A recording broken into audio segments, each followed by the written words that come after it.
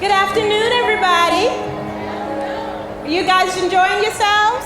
So my name is Aziza Kibibi, and I'm here to tell you guys a story. When I was 8 years old, my father started molesting me. By the time I was 10 years old, he started raping me. He was coming into my room on a regular basis and taking advantage of me. By the time I was 12 and I started fighting back against him, that's when he told me that my purpose was to only serve him sexually. Now, when I was 15, my period didn't come. And it turned out I was pregnant with my first child for him. Over the years, I've given birth to 4 children from my father. I've actually been pregnant with 5, but 4 actually came into existence. One of them died in 2010 as a result of health issues because she had a rare disease called spinal muscular atrophy.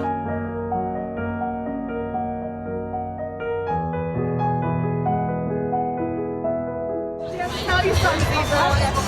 Yeah, sure. Thank you. I was just telling her that when you're up there, I can see like a light around you, like a halo. Are you sure it's not the lights? No. It's coming from you.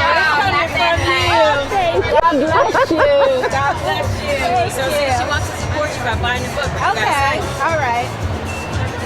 What's your name? Angela. Okay, spell it for me. A-N-G-E-L-A.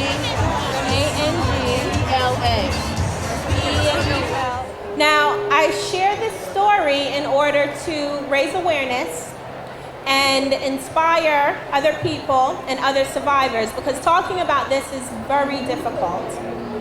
I can stand up here now and speak, but it took me a while to get here. I was 23 when I escaped my father, and I got married about the end, just before I turned 30. What I had told my then boyfriend slash fiance was that the father of my children was somebody that I just met randomly and I had a relationship with. It was very difficult keeping up that lie. Eventually he found out the truth. I told him who the father of my children was, and the response was mixed. And the reason why I'm bringing this point up is because this is one of the things that most women, when they have been abused, anticipate happening, which is why they don't talk about it. So I use myself as an example. Being molested, raped, sexually assaulted is not the victim's fault. So there's no reason for a woman to be ashamed.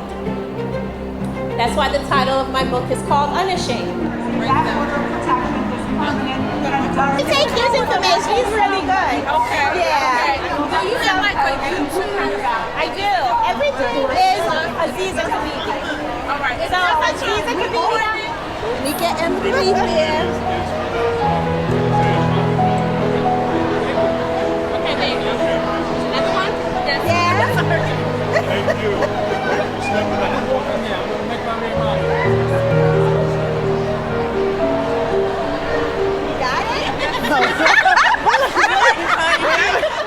Every time I share my story with others in hopes that it could help somebody else, it helps me to heal even further. Currently, my father is serving 90 years in prison. It took a while for him to be brought to justice, and it was a long process, but we got through it. My children and my family were very supportive, and it just opened up a whole other world. I was homeschooled. I did not go to school until I was 35 years old. Now, a lot of people ask me, well, where do I find the strength in order to communicate what happened to me with others, in order to do the work that I do with helping other women? And I believe that the strength is in all of us. I'm an example, yes, but I believe that everybody here has the capabilities of getting through anything.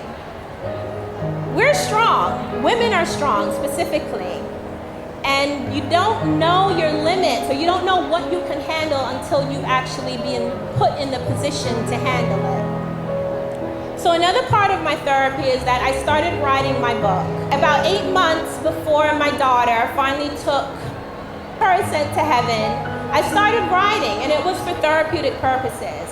I felt that putting all of my life's experience on paper kind of poured out what I was feeling onto the paper, and I was able to read it back and analyze it.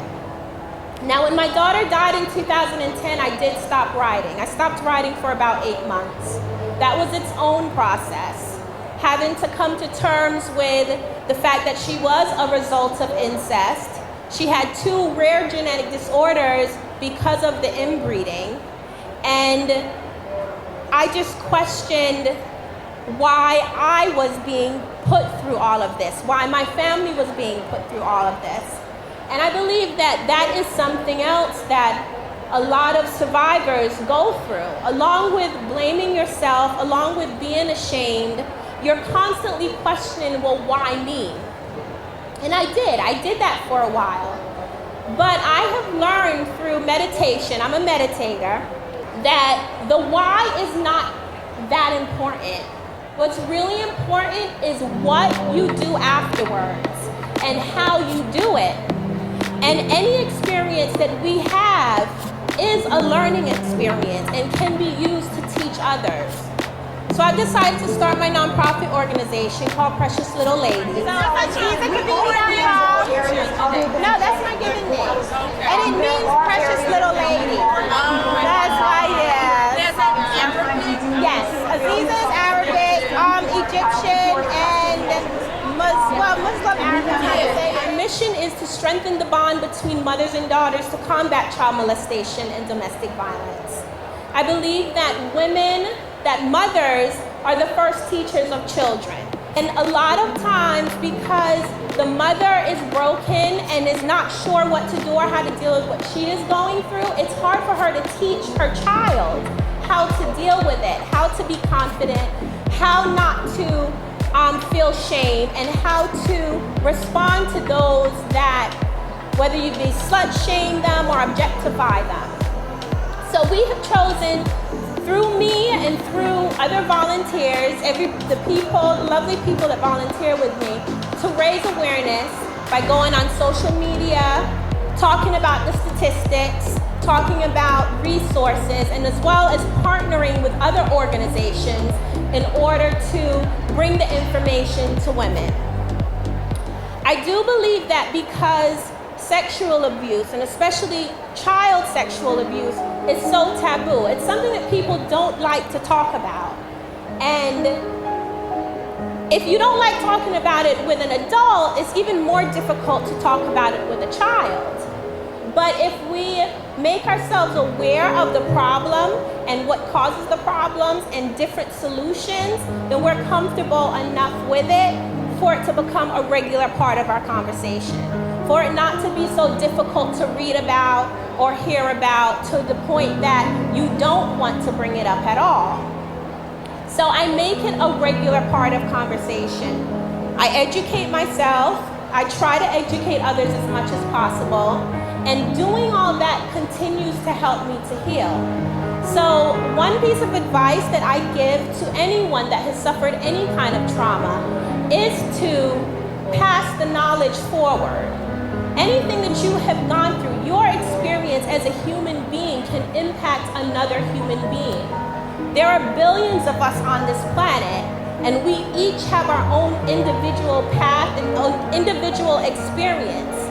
It's hard to put yourself in another person's shoes, but if you communicate with people and listen to people, then I believe that we can find better solutions dealing with the problems like child molestation and domestic violence.